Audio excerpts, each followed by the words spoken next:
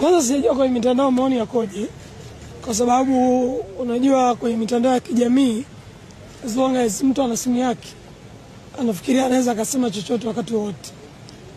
Na kwa bahati mbaya zaidi kuna habari nyingi za upotoshaji kuliko uhalisia ndio katika jumla yake. Kwa sijajua mitandao inasema nini, lakini as long as watu wana uhuru wa mawazo, kila mtu anaweza kujisikia kuandika chochote wakati wote. Sasa Mbowe kwenda kumtembelea Lissu nadhani ni jambo la kawaida, sababu Lissu mwenyekiti wa Chadema, Mbowe ni mwenyekiti wa Chadema mstaafu, lakini ni mjumbe wa kudumu wa kamati kuu. Na katika mazingira ya kawaida magereza sio sehemu nzuri.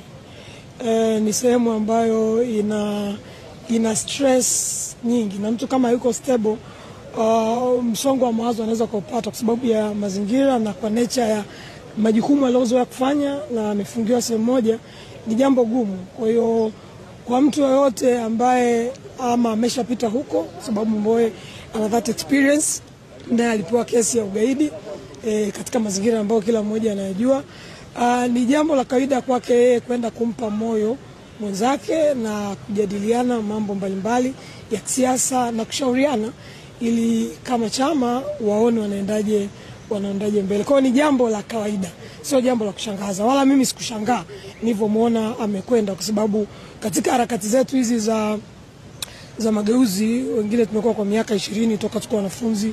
Mbowe amekuwa kwa zaidi ya miaka toka 92 wakati mageuzi yanaanza. Lissu alikuwa mwanaharakati, baadaye akaja akajiunga na sisi Chadema, chukua wengine tumeshaingia.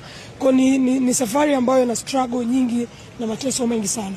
Kwa mtu ambaye experience hawezi kujua.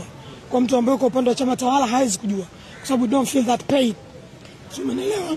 Kwa sasa katika mazingira kama yale, kupeana moyo na kujadiliana mambo mapana ambayo yanaendelea kwa nchi hii, of course haitakuwa kwa uhuru ambao ungependa kujadiliana, kwa sababu kwa magereza muda wote askari wako na wewe. Kwa ni jambo la kupeana moyo tu zaidi, ndio kusema kwamba kuna mambo deep ya nchi wanaweza kujadili, kwa sababu hakuna usiri wowote.